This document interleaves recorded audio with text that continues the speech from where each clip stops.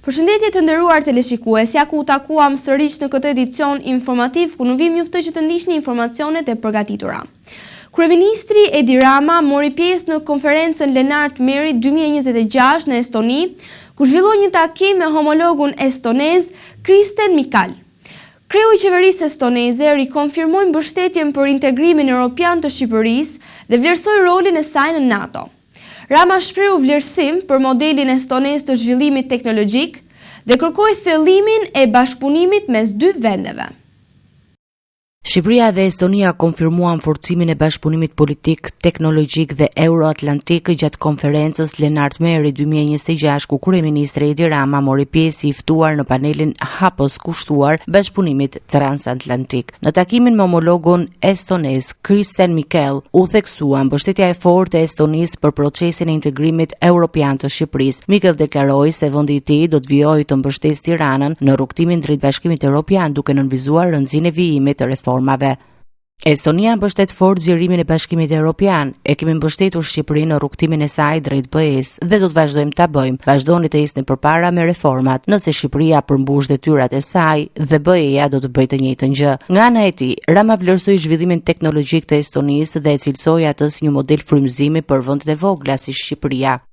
Dua thjesht t'u them qytetarëve estonez që kemi admirim të plot për ta, sepse në vend që të vazhdojnë të jetojnë në një muze, ata kanë vendosur të jetojnë në të ardhmen. Kjo e bën Estonin atë qytet që jeton në majtë të kodrës, sidomos për një vend si Shqipëria, sepse jemi të vegjël dhe kemi nevojë për një shembull të tillë. Me ju, jo vetëm që kërkojmë bashkëpunim, por kërkojmë atë udhërrëfyes estonez. Jam shumë mirënjohës kur më thatë se jeni gati të mirëprisni njerëzit tan, të mësojmë prej jush edhe nga ju. Jam shumë mirënjohës kur më thatë se jeni gati të mirëprisni njerëzit tan, të mësojmë prej jush dhe nga ajo që ju po bëni në sektorin arsimor, duke nisur nga fëmijët për t'i dhënë atyre instrument që ta çojnë vendin në një tjetër nivel. Rama u ndal edhe tek projektet e inteligjencës artificiale dhe transformimin digjital në Shqipëri, duke deklaruar se vendi synon të ndërtojë zhvillimin drejt vitit 2030 mbi inovacionin teknologjik dhe modernizimin e administratës. Ju përmendët ministren AI, jemi shumë të lumtur t'ju ja prezantojmë. Nga ana tjetër, me të drejtë përmendët që Estonia dhe Shqipëria janë shumë të bashkuara, jo vetëm nga NATO, por edhe nga refuzimi i palëkundur për të mos lënë fuqitë e huaja që të minojnë mënyrën tonë të jetesës. Të vazhdojmë duke nisur që në mbylljen e kapitullit të negociatave. Në fjalën e tij, Rama përmendi gjithashtu rritjen e numrit të turistëve estonez që vizitojnë Shqipërinë, duke theksuar se vendi është kthyer në një destinacion gjithnjë motërheqës për qytetarët e Europës Veriore. Konferenca Lennart Meri 2026 konsiderohet një nga forumet më të rëndësishme të sigurisë dhe politikës së jashtme në Europën Veriore, ku marrin pjesë lider politik, diplomat dhe ekspert ndërkombëtar.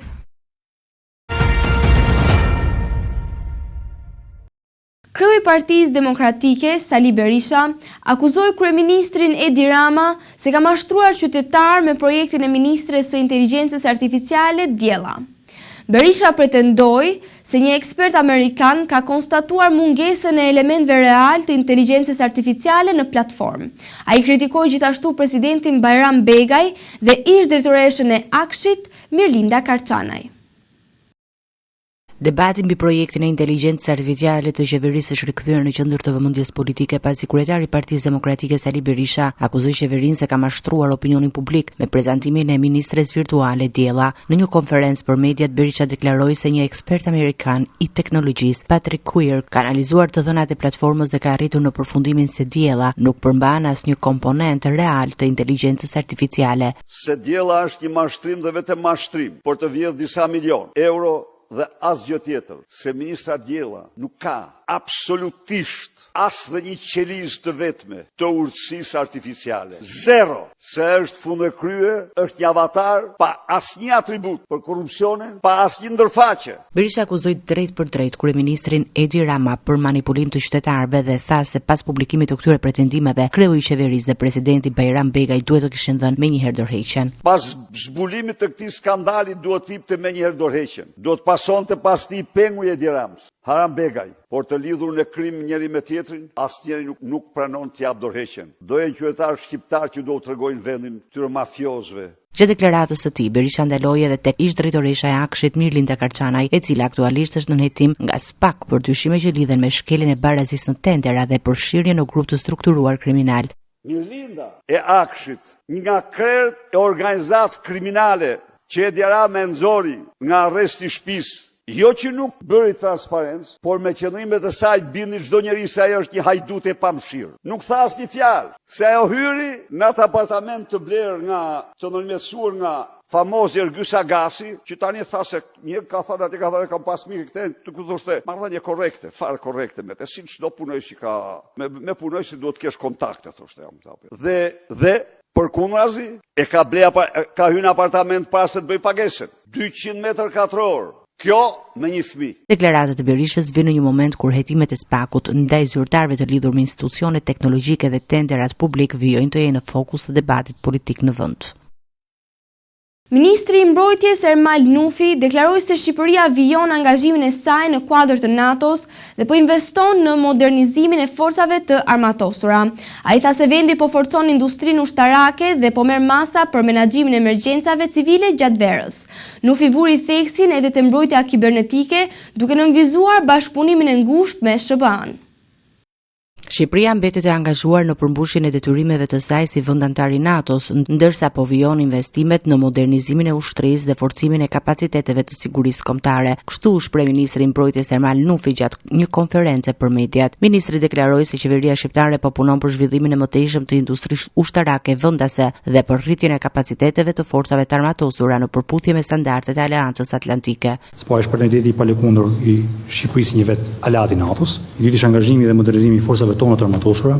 Marrëveshjet e fundit midis shoqërisë Kajo dhe shoqërisë Finlandiere, cili ishte një lajm i cili ishte tetë pozitiv për sa i përket fushës industrisë së Shqipërisë, si dhe e fundit si masa të ndërmarra për menaxhimin e emergjencave në prag të nisjes të sezonit veror, duke ditur edhe impaktin që zjarret kanë dhe impaktin që katastrofat natyrore kanë në zhvillimin ditëpërditshëm të jetës qytetarëve. Angazhimi i mbetet i qartë, forcimi i kapaciteteve mbrojtëse, rritja e ndërpërpushmërisë me NATO dhe BE-n, si dhe përmbushja e detyrimeve tona në kuadër të sigurisë kolektive. Në këtë kontekst, forcat armatosore të Republikës së Shqipërisë mbeten një nga shtyllat themelore të sigurisë kombëtare dhe një kontribues i rëndësishëm në sigurinë rajonale dhe ndërkombëtare. Ai theksoi gjithashtu rëndësinë e mbrojtjes kibernetike duke e konsideruar atë si një nga sfidat kryesore të sigurisë moderne. Ministri nënvizoi se bashkëpunimi me Shtetet e Bashkuara, sidomos në fushën e komandës kibernetike, është në nivel të lartë dhe ka ndihmuar në rritjen e kapaciteteve mbrojtëse të vendit. Puna shumë e mirë, trajnimi është i vazhdueshëm, bashkëpunimi është i vazhdueshëm, bashkëpunimi që ne kemi me Shtetet e Bashkuara të Amerikës në komandën kibernetike është shumë i lartë, niveli i pajisjeve, ndarjes së know-how të informacionit shumë i madh, bashkëpunimi i përditshëm që ne kemi me ta bën që strukturat tona të jenë të gatshme të përballojnë çfarë lloj sulmi kibernetik në masën që to po ndodhin sot. Do të keni parasysh Shqipëria është target i sulmeve kibernetike çdo ditë, jo një ditë po një ditë, po çdo ditë. Dhe kjo është e theksuar nga faktorët e lidhur me regjimin iranit apo me regjime të tjera që janë keqdashse ndaj Shqipërisë apo ndaj Aleancës. Deklaratat e ministrit vinë një kohë kur siguria kibernetike dhe mbrojtja rajonale mbeten prioritete të rëndësishme për vendet anëtare të NATO-s për shkak të rritjes së tensioneve ndërkombëtare dhe sulmeve në hapësirën digjitale.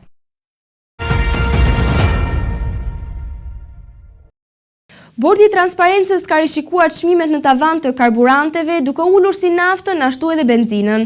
Sipas vendimit të ri, nafta do të tregtohet me 198 lekë për litër në tregun me pakicë. Ulja ka pësuar edhe benzina, e cila do të shitet me 185 lekë për litër. Autoritetet bëjnë me dije se ndryshimet pasqyrojnë luhatje në bursat ndërkombëtare të karburanteve.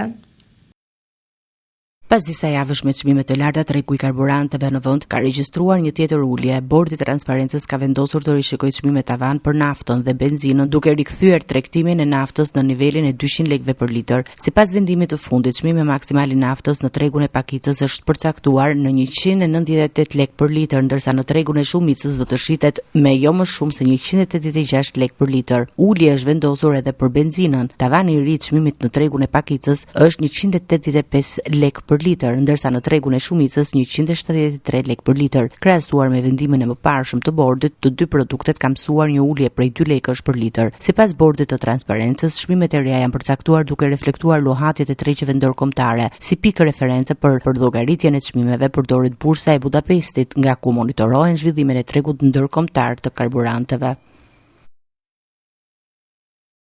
Forcat operacionale të Drejtorisë së Përgjithshme të Burgjeve zhvilluan një kontroll të papritur në paraburgimin e Durrësit, ku u gjet dhe sekuestrua një telefon celular. Operacioni u krye në bashkëpunim me SPAK dhe Byron Kombëtare të Hetimit, pas dyshimeve se një i paraburgosur komunikonte me persona jashtë burgut. Burime bëjnë me dije se bëhet fjalë për Klevis Hoxhosmanin, i arrestuar për trafik droge. Një operacion i zhvilluar nga forcat e operacionale të Drejtorisë së Përgjithshme të Burgjeve në paraburgimin e Durrësit ka çuar në sekuestrimin e një telefoni celular brenda ambienteve të sigurisë së lartë. Kontrollet janë ushtruar në Gudinën B të institucionit të vuajtjes së dënimit në bashkëpunim me Byron Kombëtar të Hetimit dhe Prokurorinë e Posaçme SPAK. Sipas autoriteteve, operacioni u ndërmor pas informacioneve se një person on hetim po komunikonte nga qelia me persona jashtë burgut, duke rrezikuar cënimin e hetimit dhe provave. Në njoftimin zyrtar, Drejtoria e Burgjeve nuk bëri publik identitetin e të paraburgosurit, por sipas të dhënave bëhet me dije se telefoni është gjetur në qelinë e shtetatit Klevis Hoxhosmani. Hoxhosmani u arrestua në korrik të vitit kaluar me urdhër të SPAK-ut së bashku me vëllain e tij si pjesë e një grupi të strukturuar kriminal të dyshuar për trafik dhe shpërndarje të lëndëve narkotike kryesisht në territorin e Britanisë së Madhe. Sipas autoriteteve penitenciale, kontrollet në burgje janë intensifikuar gjatë javëve të fundit me fokus për ndalimin e futjes dhe përdorimin e sendeve të ndaluara si telefona celular dhe pajisje të tjera që mund të përdoren për aktivitetet palishme apo për ndërhyrje në proceset hetimore. Forcat Speciale Renea në bashkëpunim me Policinë e Lezhës zhvilluan një operacion të befasishëm në orët e para të mëngjesit në Mirdit pas informacioneve operative për vendodhjen e Elson Reçit. I shumë kërkuari i SPAK nuk u gjet në banesë, ndërsa verifikimet zbuluan se në zonë kishte hyrë vëllai i tij dhe jo ai vet. Operacioni u zhvillua në disa ambiente të kontrolluara, por pa rezultat konkret. Një operacion i forcave speciale Renea i mbështetur nga efektiv të policisë së shtetit në qarkun e Lezhës u zhvillua në orët e para të mëngjesit të së premtes në zonën e Mirditës në kuadër të kërkimeve për kapjen e një personi të shpadur në kërkim nga drejtësia. Objekti i aksionit ishte Elson Reçi, i cili rezultoni kërkuar nga Prokuroria e Posaçme që prej 15 maj 2024. Sipas burimeve nga hetimi, operacioni u ndërmor pas informacioneve operative që sugjeronin se ai mund të ishte futur ditët e fundit në territorin shqiptar. Forcat e rendit ushtronin kontrollet e në banesën e tij në Mirdit, si edhe në disa ambiente të tjera të dyshuara për strehim të mundshëm, por pa arritur ta lokalizojnë personin e kërkuar. Pas verifikimeve në terren u konstatua se në zonë kishte hyrë vetëm vëllai i tij dhe jo vetë Elson Reçi, çka çoi në përfundimin se informacioni fillestar nuk ishte konfirmuar. Sipas dosjes hetimore, Reçi akuzohet se ka siguruar kushtet dhe mjetet për një atentat me eksploziv ndaj Preng Gjinit, ngjarje ndodhur në 15 shtator 2015 në zonën e Urës së Selitës në Tiranë, ku viktim mbeti plagosur pas shpërthimit të tritolit në automjet. Ai rezulton gjithashtu i lidhur familjarisht me Kasriot Reçin, i cili u vra në një atentat me snajper në janar të vitit 2020 në Reshen. Policia dhe Renea vijojnë kontrollet për verifikimin në terren, ndërsa operacioni konsiderohet pjesë e kërkimeve intensive për kapjen e personave të shpadur në kërkim nga SPAK. Raporti vjetor i avokatit të popullit evidenton probleme serioze në sistemin shëndetësor publik në Shqipëri. Sipas dokumentit, qytetarët përballen me pabarazi në aksin dhe cilësinë e shërbimeve, mungesë barnash dhe radhë të gjata në spitale. Shqetësim mbetet edhe mungesa e personelit dhe pajisjeve diagnostike në disa zona të vendit. Sistemi shëndetësor publik në vend vazhdon të përballet me vështirësi të shumta që ndikojnë drejt për drejt në cilësinë e shërbimit ndaj qytetarëve. Në raportin vjetor të vitit 2025, avokati i popullit evidenton një sër problematikash që lidhen me aksesin, organizimin dhe standardet e trajtimit të institucioneve shëndetësore. Sipas raportit, qytetarët hasin pabarazi reale në marrjen e shërbimit shëndetësor, ndërsa mungesat në personel, barna dhe infrastrukturë vijojnë të rëndojnë situatën në spitalet publike. Dokumenti nënvizon se në shumë raste ekziston standarde të ndryshme të trajtimit të shoqëruar me radhë të gjata. Sipas raportit, qytetarët hasin pabarazi reale në marrjen e shërbimit shëndetësor, ndërsa mungesa në personel, barna dhe infrastrukturë vijon të rëndojë situatën në spitalet publike. Dokumenti nënvizon se në shumë raste ekzistojnë standarde të ndryshme trajtimit të shoqëruara në radhë të gjata dhe mangësi organizative që kufizojnë aksesin normal të pacientëve. Një nga shqetësimet kryesore të ngritura lidhet me mungesën e barnave dhe vështirësitë për siguruar diagnozë të avancuar dhe trajtim të specializuar, sidomos për pacientët me sëmundje të rënda apo patologji të rralla. Sipas avokatit të popullit, këto mangësi sonojnë ushtrimin real të së drejtës për kujdes shëndetësor. Avokati i popullit thekson se problemet nuk janë raste të izoluara, por mangësi të përsëritura në të gjithë sistemin shëndetësor. Si shembull, përmendet dhe monitorimi i kryer në qendrën spitalore universitare Nën Tereza, ku janë konstatuar burokraci, pritje të gjata për pacientët, mungesë barnash dhe aksesi kufizuar në pajisje moderne diagnostikuese. Institucioni kërkon ndërhyrje më të fortë në përmirësimin e organizimit të sistemit. përkushtimin e investimeve dhe garantimin e një shërbimi të barabartë e cilësor për të gjithë qytetarët.